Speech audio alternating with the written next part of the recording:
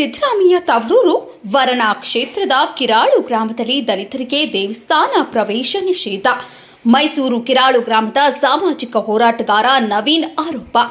ಈ ಕುರಿತು ಮಾತನಾಡಿರುವ ಗ್ರಾಮದ ನಿವಾಸಿ ನವೀನ್, ಸದರಿ ದೇವಸ್ಥಾನ ಮುಜರಾಯಿ ಇಲಾಖೆಗೆ ಒಳಪಟ್ಟಿದ್ದು ಲಿಂಗಾಯತ ಸಮುದಾಯದ ಹತೋಟಿಯಲ್ಲಿದೆ. ನಮ್ಮ ಗ್ರಾಮದ ದಲಿತ ಸಮುದಾಯದವರಿಗೆ 1984ರಿಂದಲೂ ಪ್ರವೇಶವನ್ನ ನಿಷೇಧಿಸಲಾಗಿದೆ. ಆದರೆ 2020ರಿಂದ ಸದರಿ ದೇವಸ್ಥಾನ ಮುಜರಾಯಿ ಇಲಾಖೆ ಅಧೀನಕ್ಕೆ ಬಂದಿದೆ. ಆದರೂ ದಲಿತರಿಗೆ ಪ್ರವೇಶ ನಿರಾಕರಿಸುತ್ತಿದ್ದಾರೆ. ಈ ಕುರಿತು ಸಮಾಜ ಕಲ್ಯಾಣ ಇಲಾಖೆ, ಜಿಲ್ಲಾಡಳಿತ, ತಾಲೂಕು ಆಡಳಿತ ಮತ್ತು ಸ್ಥಳೀಯ ಪೊಲೀಸರ ಗಮನಕ್ಕೆ ತಂದಿದ್ದರೂ ಯಾವುದೇ ಪ್ರಯೋಜನವಾಗಿಲ್ಲ ಎಂದು ದೂರಿದ್ದಾರೆ. ಇದಕ್ಕೆ ಸ್ಥಳೀಯ ನಿವಾಸಿಗಳು ನವೀನ್ ರವರ ಹೇಳಿಕೆಯನ್ನ ಅಲ್ಲಗಳೆದಿದ್ದಾರೆ.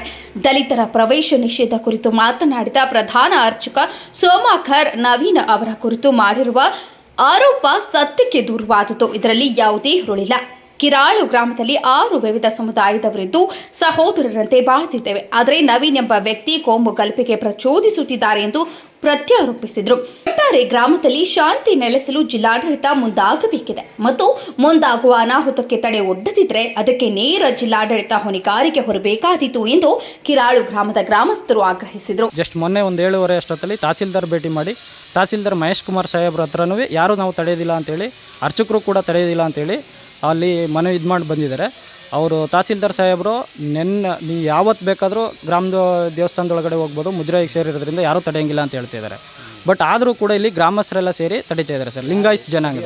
ಲಿಂಗಾಯತ್ ಜನಾಂಗದವರು ಗೌಡ್ರುಗಳು. ಹಾಂ,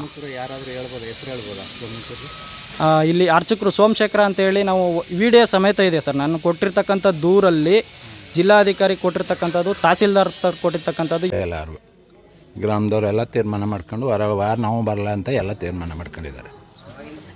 ತಹಸೀಲ್ದಾರ್ RI ಬಂದಿರು ಮತ್ತು VSR ಬಂದಿರು ಮೊನ್ನೆ, ಮತ್ತು ತಹಸೀಲ್ದಾರ್ ಹತ್ರ ಹೋಗಿದ್ದೋ. ಈಗ ನೀವು ಹೆಂಗೆ ಮಾಡ್ತಿದ್ರಿ ಹಂಗೆ ಮಾಡಿಕೊಡಿ ಅಂತ ತಹಸೀಲ್ದಾರು ಹೇಳಿದ್ರು.